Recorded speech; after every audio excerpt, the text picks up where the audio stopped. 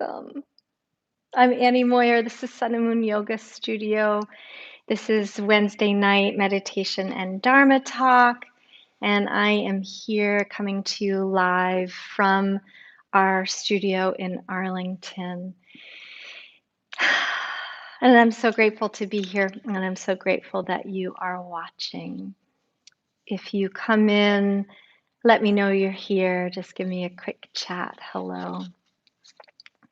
And we're going to start with just about 10 minutes of centering, getting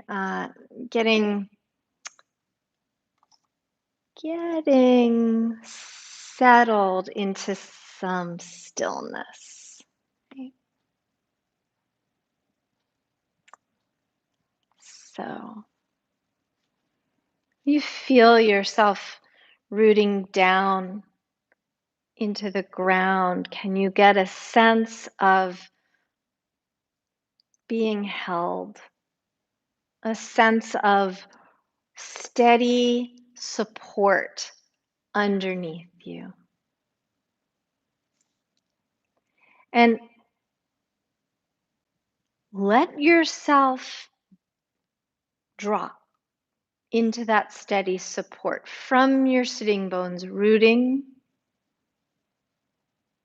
and from the center of your spine and that rising energy ascending through your torso, through the crown of your head. And in between all of that space, can you sense and feel your breath? Sense and feel your present moment life force moving through you with ease, with grace, with steady presence.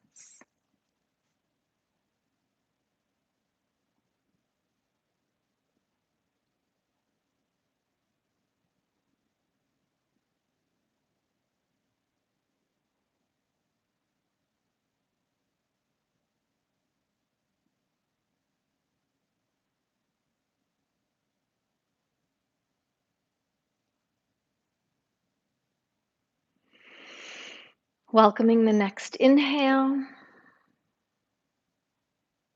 and releasing the next exhale.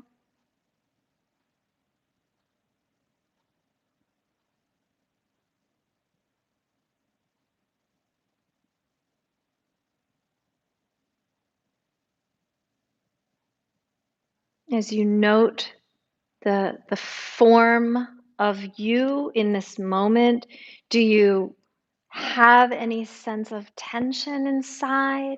Are there places that are expressing to you some reluctance, some agitation, some lack of ease? These are not wrong places to be. These are not mistakes or errors or shortcomings. These are just simple, momentary truths. Feed them with patient breath, loving presence.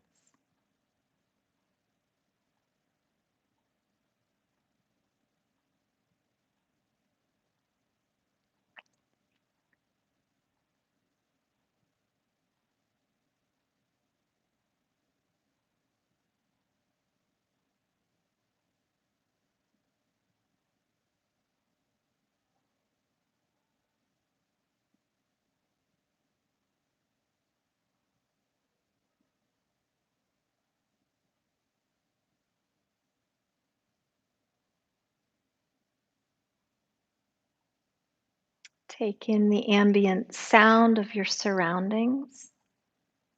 Meet that reality also. Patience, kind, loving presence.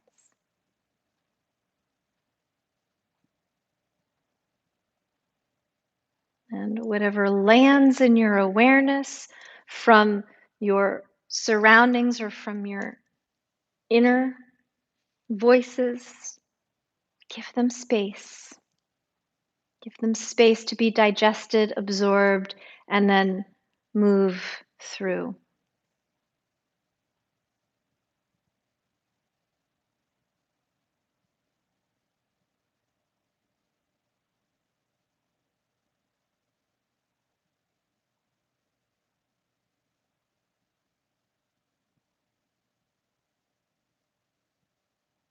Acknowledge the discursive nature of the mind.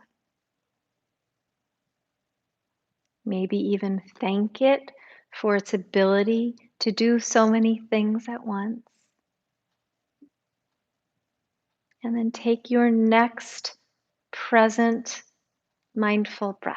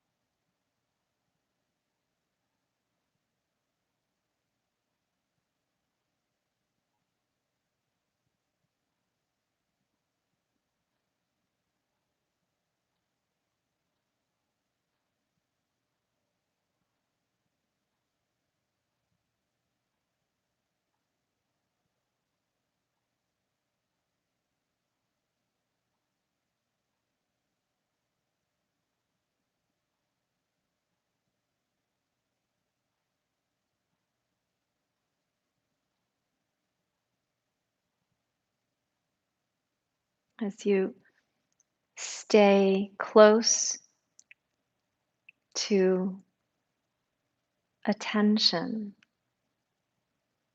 watch as it spins away. And then, with a gentle invitation, allow it to spin back in. Just another couple minutes here.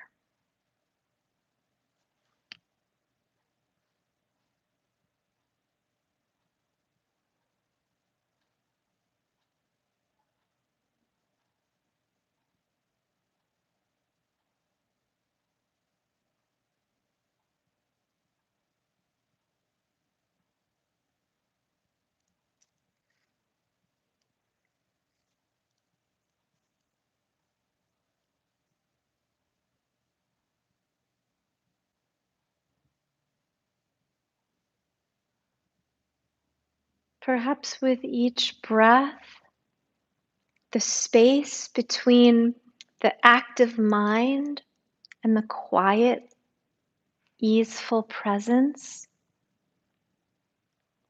gets a little more cushioned.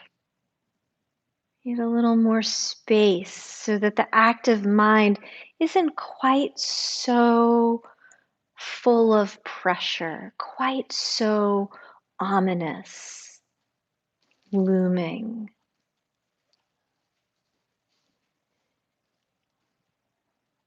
And so we work with that relationship.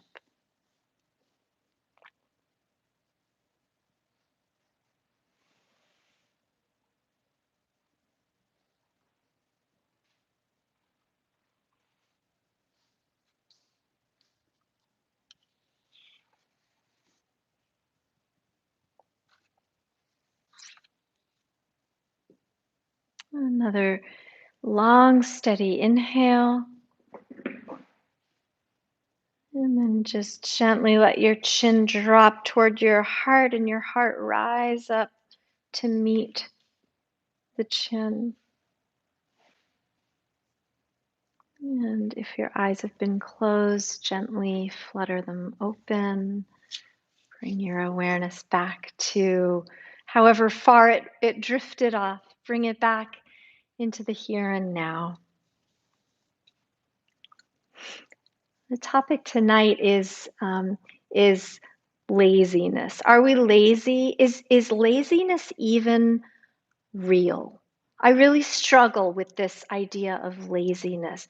I think maybe it's a critical negativity laden term for just being exhausted.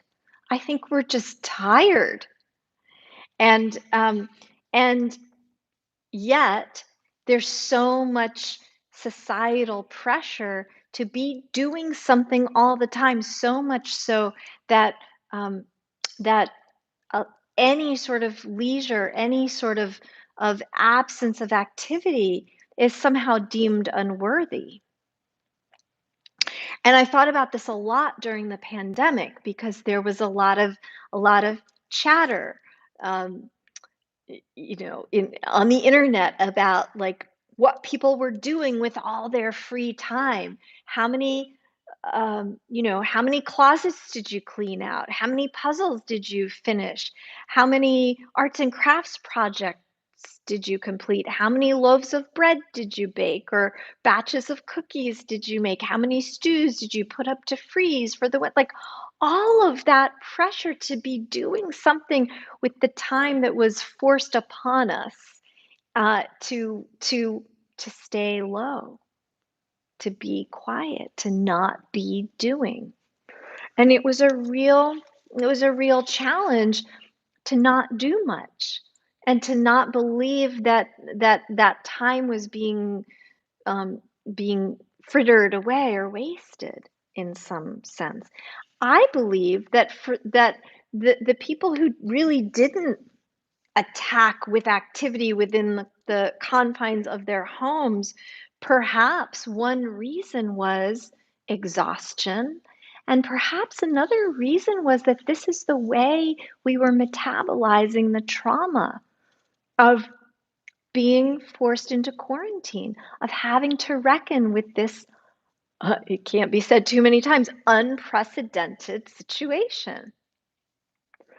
And what we know about trauma, whether it's large or small, whether it's sudden and and and time limited or ongoing, is that it triggers the stress response of the nervous system that we either fight or flee or freeze. And in the case of especially the early days of the pandemic, there really wasn't much to do except maybe fight on social media and on the internet, or and or freeze. And I think that I think that those of us who didn't accomplish much, perhaps some were feeling like we were in that freeze mode.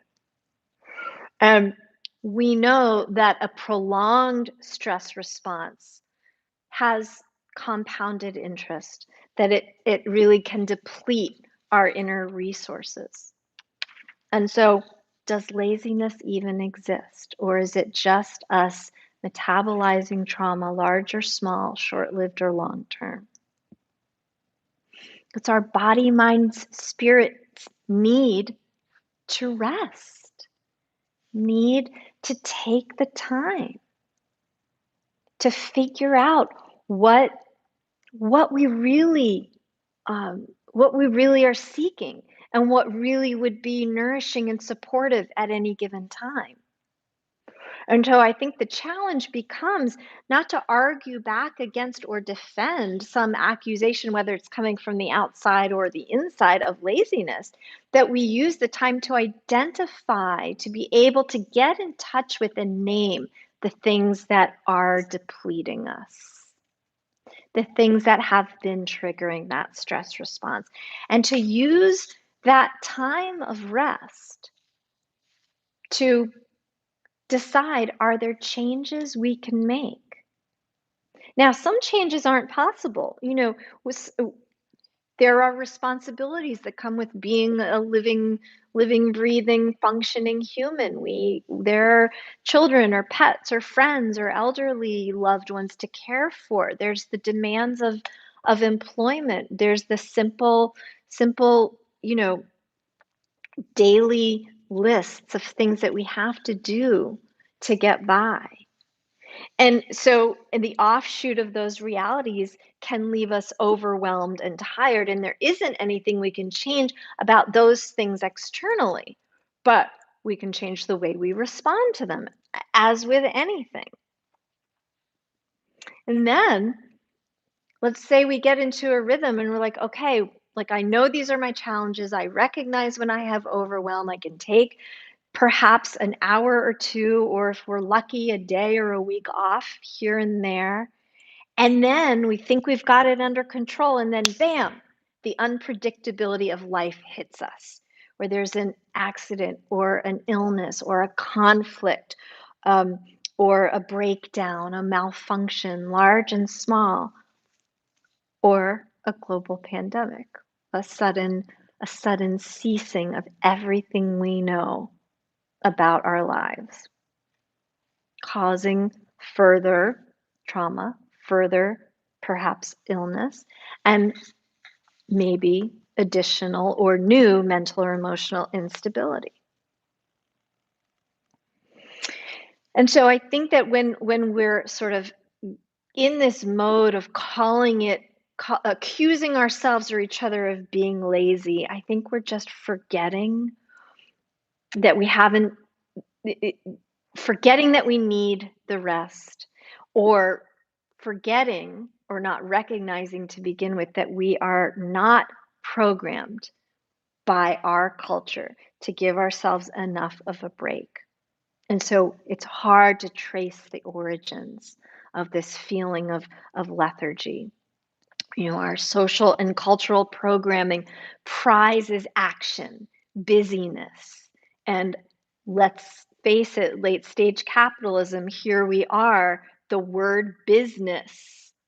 Break it down, busyness. We're supposed to be busy.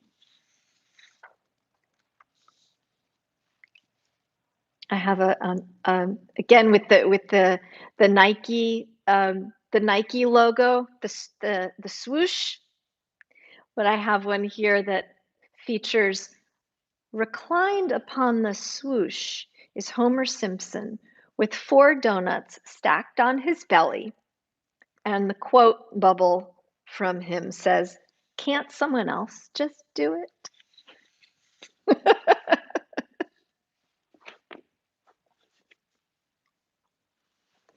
So, what I want to invite you this evening as a sort of a thought experiment, a short practice here, is is to get comfortable in any way, seated, reclined, legs up the wall if you have room to do that, curl up on your sofa if you're comfortable at home. Anything that feels appropriately nurturing in your body.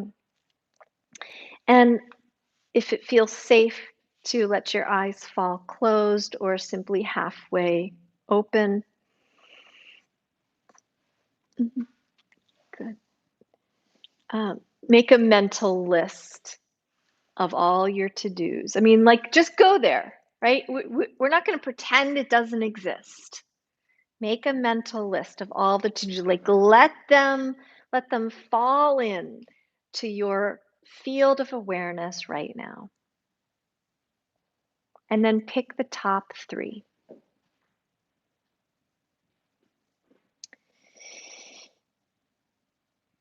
And one at a time, picture the action item, and then visualize it in such a way that you can bring to mind some imagery of time and space. I don't know, maybe it's a cloud or a lake or a mountain or a beautiful meadow or the comfort of your own bed. Like whatever you can see as representing time and space in visual form, and surround that action item with it.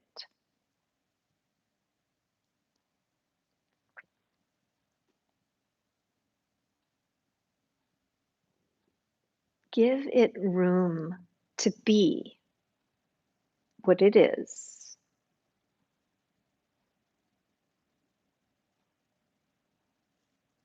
Give each action item its own time and space, its own fluffy cloud, or its own vast field or forest. Let it let it live there, let it breathe.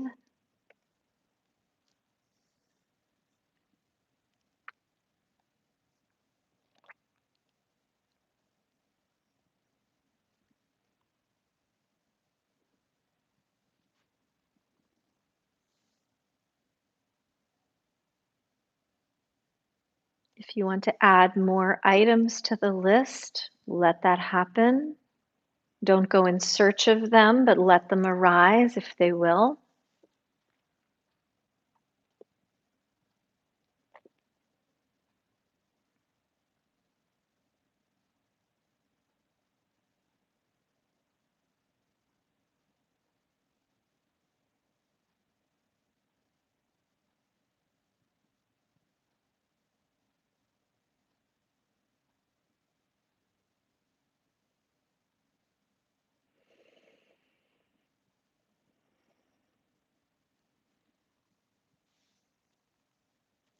And then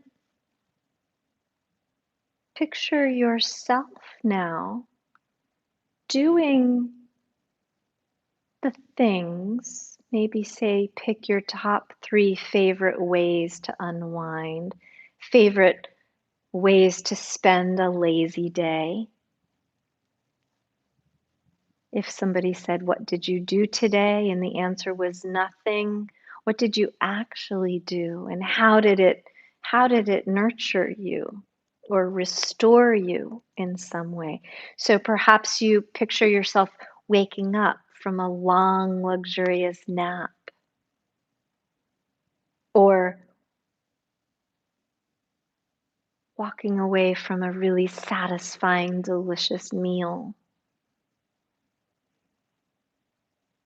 or coming inside after um, a beautiful hike, or sitting on your patio, basking in the sun. And from those things, picture yourself then approaching the action item that has been cushioned by time and space, that has had its edges soften in service of your own well-being. So with a happy, full stomach, or a rested, blissful, sleep-fueled state of mind, or an invigorating set of skin and bones coming in from the sun's energy, approach one or two or at most three of these nagging tasks, these things on your list.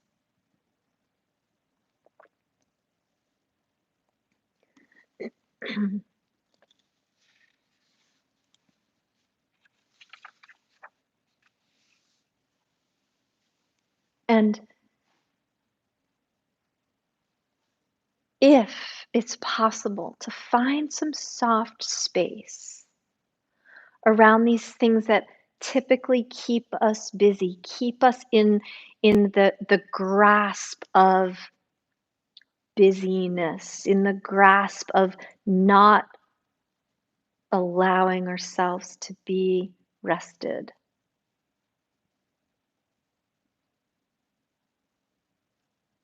Can your permission to yourself, or your awareness of these places of rest, soften those grasps?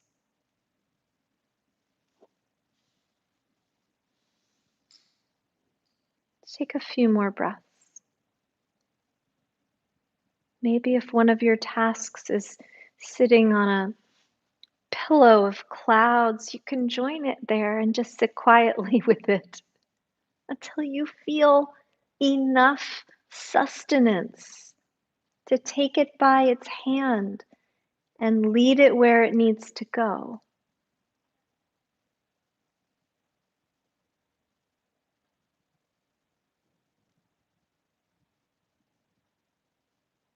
And a few more breaths.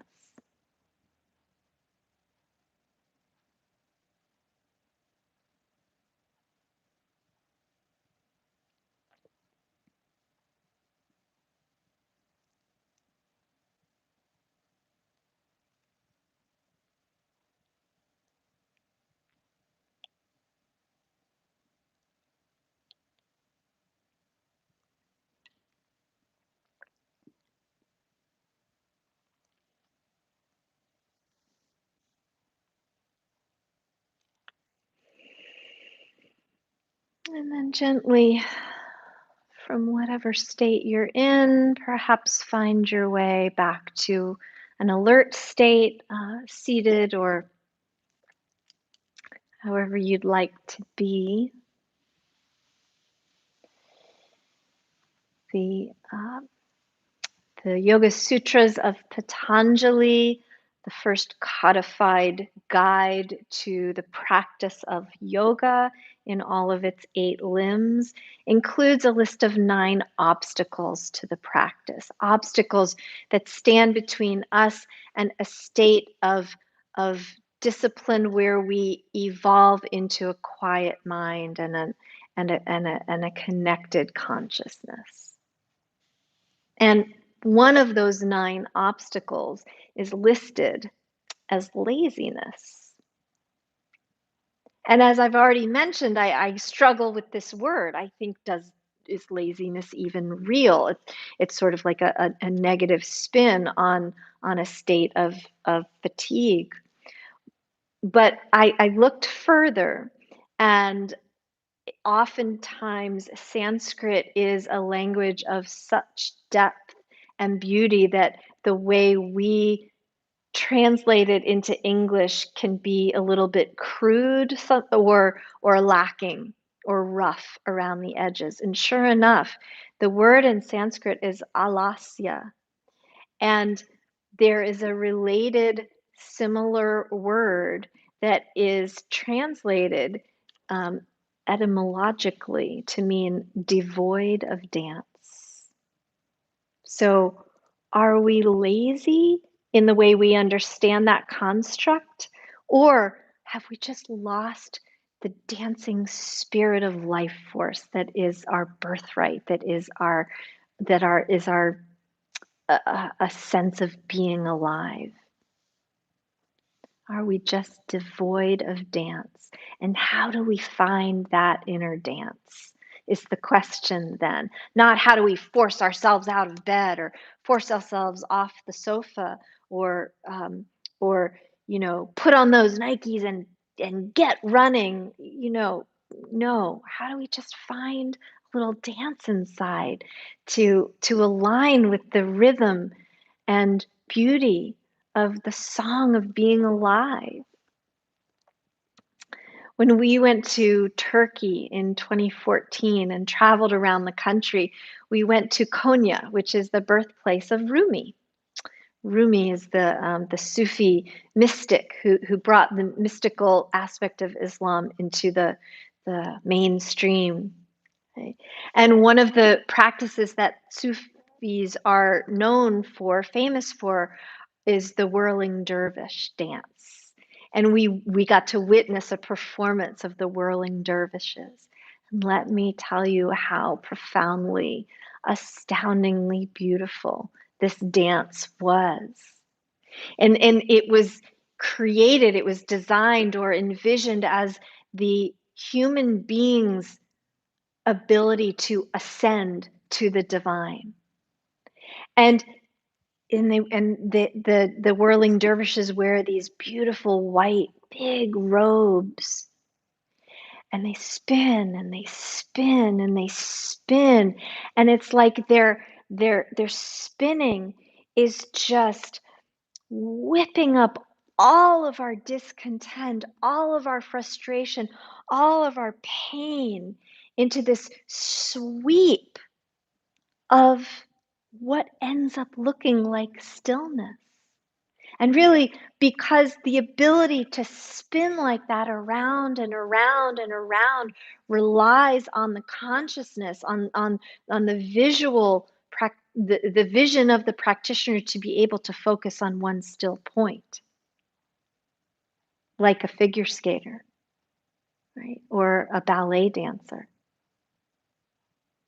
And so in the end, the appearance, when they go fast enough, and I think the feeling when they're doing the dance themselves is that they're not moving at all, but just aligning themselves with all eternity and the power of divine conscious presence that doesn't ever change. And so dance becomes stillness, and laziness becomes the same stillness, an opportunity to gather up and realign and re-perceive what's true and sustaining in this life. Albert Einstein is known for having said, "Creativity is the residue of time wasted," and said that real wisdom comes that you can read as much as you can read, but real wisdom comes from putting away the books, walking in a field, standing in the rain, allowing your thoughts to be nowhere and then everywhere at once.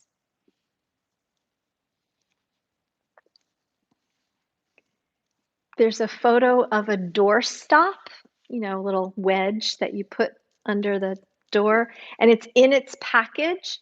And in its package, it's sitting between the door and the door frame. And it says, laziness is just a derogatory word for efficiency.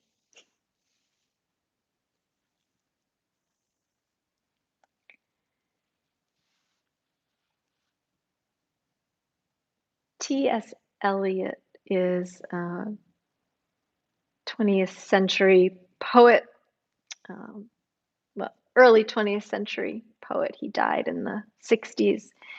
British, uh, a soul seeker, a kindred spirit to the yogis in many ways. And in his four quartets, he writes, "At the still point of the turning world, neither flesh nor fleshless, neither from nor towards, at the still point, there is the dance." He goes on, "Neither ascent nor decline, except for the point, the still point. There would be no dance, and there is only the dance."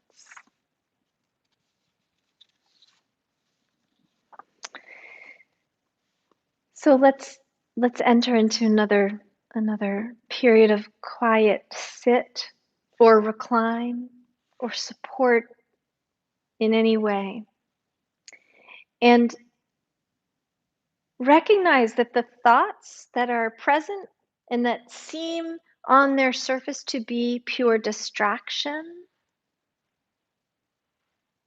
are little dances enacting themselves in your mind. And perhaps you can set a rhythm, perhaps orchestrate and conduct a little bit of those thought dances. Maybe you find a sense of your own pulse or the beating of your own heart as a way to set that rhythm.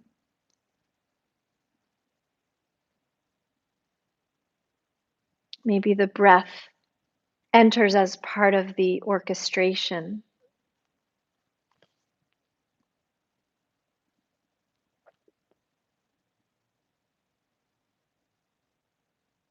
And even meditation itself is challenging in a certain way because we feel like we should be doing something. Right? And what we are doing is being fully, nourishingly, decidedly alive and present, cushioning grasp of the to-dos, softening the edges of busyness.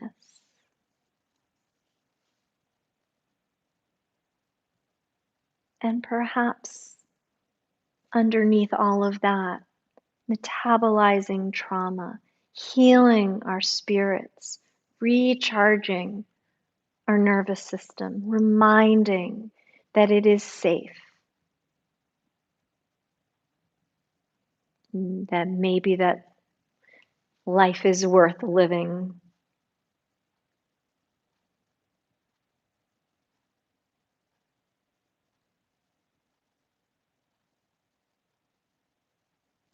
All that in a breath, maybe. And maybe none of that, but just breath. And that might be enough.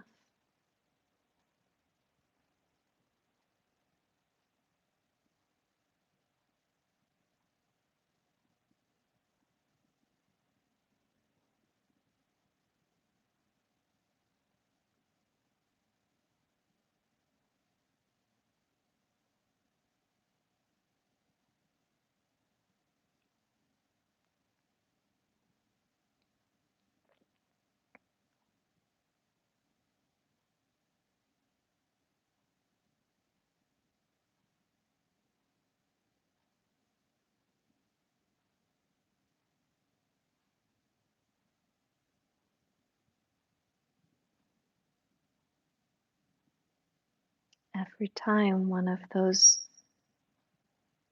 looming, list occupying thoughts appears, greet it, meet it, say hello, feed it with breath, offer it space, and begin again to simply breathe, to simply be.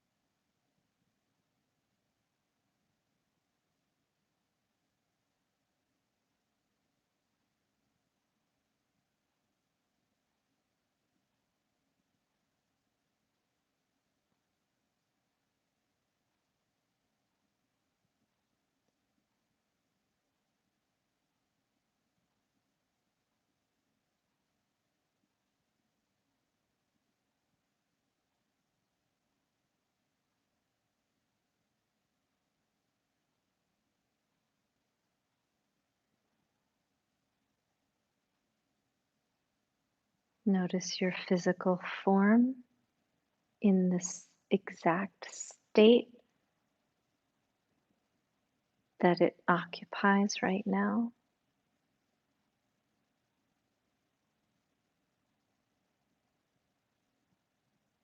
Feel the shape and weight of you.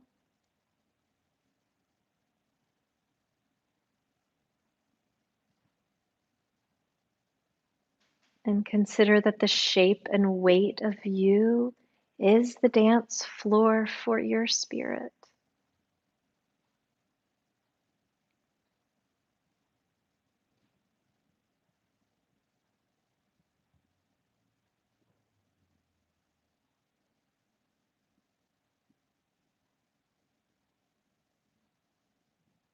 And with your breath and your inner light of awareness, shining the spotlight on that dance inside of oxygen and carbon dioxide exchange, and the connection of bone to tendon, to ligament, to bone, the spinning of blood from the heart and back to the heart. All of that, one glorious dance of life, unfolding every moment, every breath.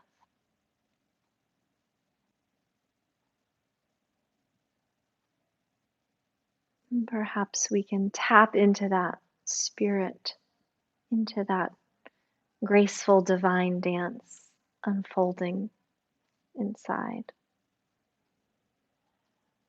Just take a few more breaths.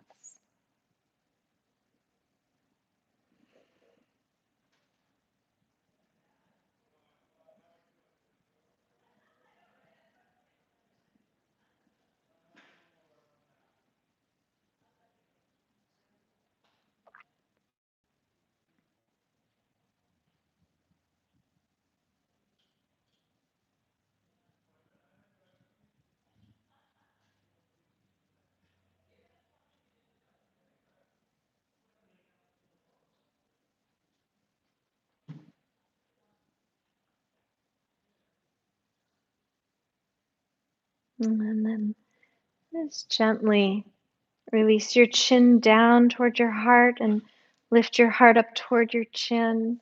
Perhaps gather your palms together. Express some gratitude for this moment, for the time and space that we can afford ourselves to rest. I thank you all for joining. Thank you. Thank you. A wonderful evening, rest of your day. Take care, everybody.